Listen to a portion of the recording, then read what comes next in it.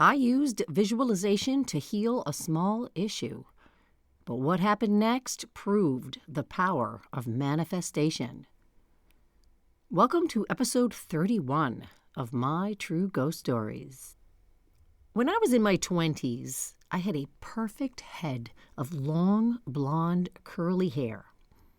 It's still perfect now. I'm just less obsessed with it now than I was in my 20s. In my 20s, I was obsessed with hair conditioner, deep conditioners, leave-in products, finding the perfect stylist for curly hair. And all this attention to my hair did certainly produce results. My hair was often, of course not always, but often perfect. But as perfect as my head of hair was, there was one little thing wrong, and it was very little. It was a tiny, little, flat, I'm going to say it, wart in my hairline above my forehead. Now, I had gone to the dermatologist for this, and he had told me it was a flat wart, nothing to worry about, especially because it was in my hairline and barely visible. Well, I was mortified to hear that it was a wart, and I wanted it gone. But since it was near my hair, which was, as I've mentioned, at that time in my life, the most important thing in the world, I didn't want to mess my hair up with any wart cures like salicylic acid, compound W, or liquid nitrogen. I feared these would ruin my hair, which, as I stated earlier, was the most important thing in the world. And I was embarrassed to have a wart. Now I know that this is extremely common and nothing to be ashamed of. And it happens to the best of us, but I, for some reason at that time, thought that this was horrible. So eventually, I chose my hair over removing the wart. And that wart stayed there for years, never changing. Only I and my dermatologist knew it was there, as it was hidden in my precious hairline. And after a while, I just got used to it. I even forgot about it. One year for my birthday, still in my 20s, my mom got me a book called Symptoms, Their Causes and Cures, published by Prevention Magazine, and the link is in the show notes. My mom warned me that this book of symptoms was not for casual reading.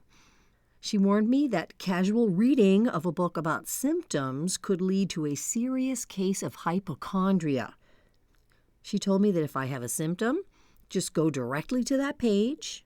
The symptoms in this book were listed in alphabetical order, and only read about that specific one. Then close the book and put it on the shelf till next time. But I sometimes cheated a little on that one. Like I would find my symptom and then read the one right before it or after it.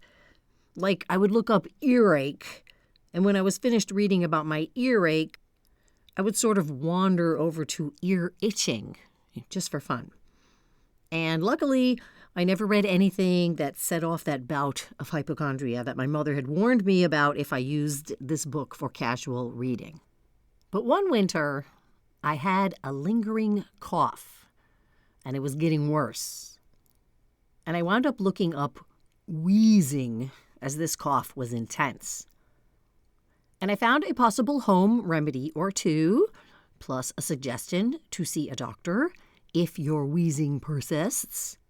I finished reading and was getting ready to close the book and put it back on the shelf to avoid hypochondria. But before I closed it, I saw that there on the page before wheezing was warts.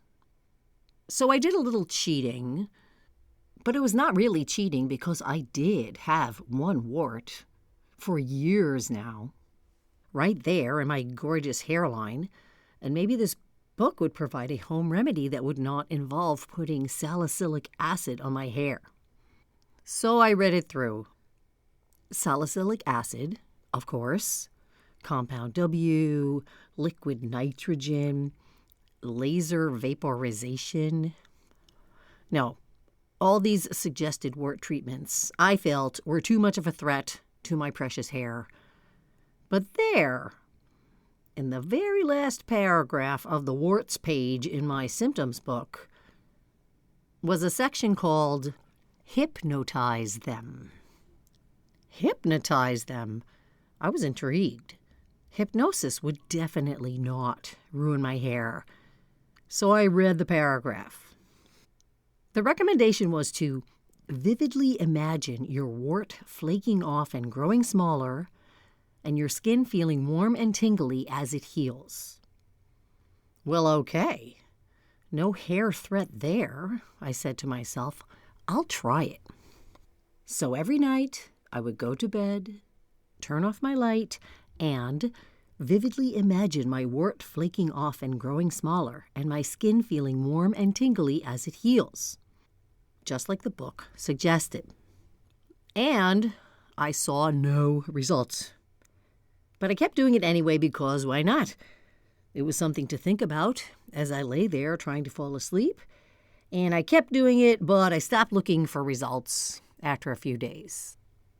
And then, about 2 weeks into this wart flaking visualization project, I was getting ready to brush my teeth in the morning, and I saw something hanging in my hairline.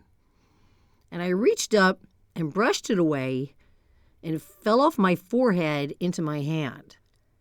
I looked at it, and I realized that it was the wart. I looked into my hairline in the mirror, and the wart was gone. It had just flaked off before my eyes. So I was now a believer.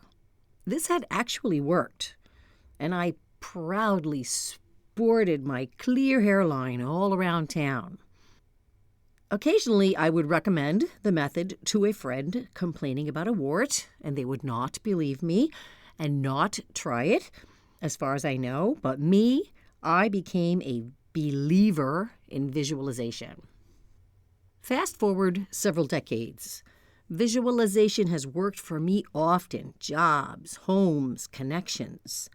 Once, I stood on my front porch on garbage pickup day. The garbage man had already picked up the garbage, and I saw that the lids to 2 of my garbage cans were missing. This happened all the time. The lids blow away or get dropped by the garbage man, and you often cannot ever find them again, making that garbage can itself somewhat worthless without a lid. So I stood there on my porch that day looking at my lidless garbage cans, and I thought to myself, I need to get those garbage cans with the attached lid, the lid that just swings open. I just had the thought. I didn't take any action on getting those cans. 2 days later, I went outside onto my porch, and there they were. 2 empty garbage cans with attached lids on the sidewalk in front of my house. They had no house number on them, and they were lightly used. And I left them there for a few days to see if the owner would come find them. Sometimes the cans can get put in front of the wrong house, but nobody ever came to get them. Who knows where they came from? But I realized, after waiting those few days, that I had stood there on my porch a few days earlier and asked the universe for garbage cans with attached lids, and they appeared. And I have just started to trust that this happens. I am a member of a gym, a fitness club, and I go there almost every day, or about 6 times a week. Sometimes I take a day off. I'm a pretty friendly person, and I really need face-to-face conversations throughout my day to keep me happy. The National Institute of Health says that social connection can lead to longer life, better health, and well-being. And a link to that article is in the show notes. And a few years ago, I had just left a job that involved nonstop, all-day interactions with other adults. I did not miss the job, but I did miss the human contact, and I was not getting that at my gym. I don't take the classes, I use the machines, so there's not much interaction with others getting on and off of the machines, except the occasional hand motions to someone with headphones on, asking them, "How many sets do you have left?" And I am probably the only person working out without headphones, so it makes it hard to have any sort of actual conversation with my fellow fitness enthusiasts. But I realized one day that since I need face-to-face interactions with people, and I don't have a job anymore that gives me that, and that I am at the gym 6 days a week, I was going to have to try to talk to people there. Like seek out the people with no headphones. So I put that out into the universe, just like I asked for those garbage cans. I didn't go so far as to actively visualize people talking to me, but I put my intention out there. My intention was, I want to talk to people at the gym. And I just kept going to the gym, trusting that it would probably happen. My plan was to be open to any conversations that might present themselves, and to look up, not stare at the TV screens, the floor, or a book. And it didn't happen right away, but the request was out there, so I knew it would. I was in the locker room at the gym one winter Sunday evening, facing my locker and putting my coat on after finishing up my workout. And somebody came in, took off her coat, and started choosing a locker behind me on the other side of the bench that sits between the 2 rows of lockers. So we had our backs to each other. And we were being respectful of each other's space, which is typical women's locker room etiquette. I don't know about the men's locker room. And I didn't have my coat on yet. I heard her open a locker, put some stuff in, and then there was a pause.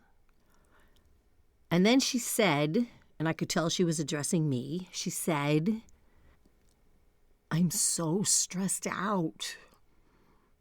I whirled around. Someone was talking to me. "Oh no," I said after I was facing her. "What's the matter?" I was so honored that she had shared this with me. She took off her hat and motioned toward her hair. She said, "I'm losing my hair. I have these bald patches. The doctor says it's from stress." I asked her what remedies she had tried. "Oh, I've tried everything," she answered. "All these different creams and vitamins, natural oils, medications. Nothing is working." I listened to her list of things she had tried, which included going to a doctor who had ruled out anything serious. It's always important to see a doctor. And while I was listening to her, it came to me. Visualization. I remembered my wart. "Try this," I said, when she finished listing her remedies that she had tried. "When you go to bed, close your eyes and visualize your hair growing in from your scalp. See it happening in your mind." And she listened with a look of surprise on her face. And she said, "My sister said the same thing to me this morning." So I said, "Well, then it was meant to be. You have to try it." Then I told her the story of my hairline wart in my 20s and how it had flaked off after being there for years, after I spent only 2 weeks of bedtimes visualizing it coming off. "Oh, now I'm definitely going to try it," she said. "See? This exchange was meant to happen," I said. I was so happy to be having a conversation at the gym and being of service. After a pause, she said, "You know, I don't know why I told you about my hair. Something just told me to talk to you about it. I did not, at that point, tell her that I had asked the universe for more conversations at the gym. And I did not tell her that I 100% believed that she had told me about her hair because the universe knew that I had the same visualization answer her sister had given her that morning. I didn't tell her these things right then because I didn't want to be too out there right away. I had just met her. But I knew that it had all been arranged. My request for more conversations at the gym, my belief in visualization because of my success with visualization, her need for backup to her sister's suggestion. I knew that this was all arranged, and I left there with that uplifted feeling that comes after positive human interaction. And about a month later, I was at the gym on a Sunday evening, facing my locker, putting on my coat after a workout, and someone walked in, took off her coat and started looking for a locker behind me, and I scooched forward a little to give her space. And then I heard, "Oh, hi!" I whirled around again. I had some success with more conversations at the gym by this time, but I was still thrilled every time one started. So I whirled around excitedly, and it was her. And she said, "Oh, I've been hoping to see you. Look," she said, pulling off her hat. "Look." And she was pointing at spots in her hair. "It's coming in." And it was. The bare spots were smaller, full of new hair. And she went on, "I did it. I did the visualization, and it worked almost right away." I was so happy for her and for me that she was getting her hair back and that I had been able to help someone. I congratulated her, and we marveled at how amazing this visualization thing is, about the serendipity of our conversation a month ago, and a little bit about how maybe the universe arranges things. And we have had many conversations since then. And I am happy to report she now has a full head of thick, shiny hair that is so beautiful, it could be the subject of a shampoo ad. I run into her all the time at the gym, and we have somewhat deep conversations in the locker room about divine intervention, the stars aligning. I even told her that I am a medium. And best of all, for me, I get to talk to someone at the gym, which is what I had wanted, what I had requested from the universe. And I have managed to make a few gym friends, and I talk to at least one of them every time I go. Visualization is now an accepted part of my life. I know that I can put in a request, specifically a positive request, and it will most likely sooner or later be granted. In fact, yesterday my boyfriend and I drove to a house concert in a neighborhood with very iffy parking. And while driving there, I didn't see one single parking spot for about 20 blocks. So when we finally saw one, we pulled into it immediately, even though it was 8.5 blocks away from the house concert. And it was very, very cold out, but we didn't want to be late, and that can happen in New York City. Like you were late for something, or worse, miss something because you just can't find a parking spot. As we started to get out of the car to walk, I said, "There's going to be a spot right in front of the place, and we will have walked 8 blocks for nothing." And my boyfriend, after hearing me say that, just got back in the car. "Come on," he said. I asked him, "Why are you getting back in the car? This is the first spot we've seen in 20 blocks. And he answered, "Because you said there's going to be a spot right in front of the place, so there will be. I know you." We drove the 8 blocks, and we didn't see a spot the whole way.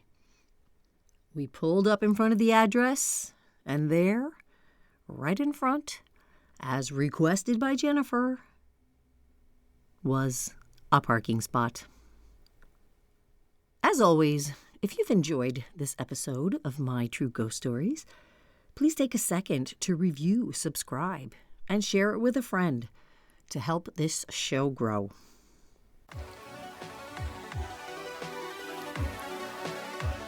And that's all for today. Thank you for listening to today's episode. And if you think your house is haunted, want energy cleared from your space, or need a custom spiritual ritual, I'm here to help. Visit jpclearing.com or email me at jpclearing60@gmail.com. Don't forget to join me here every Tuesday for a new episode. Until next time.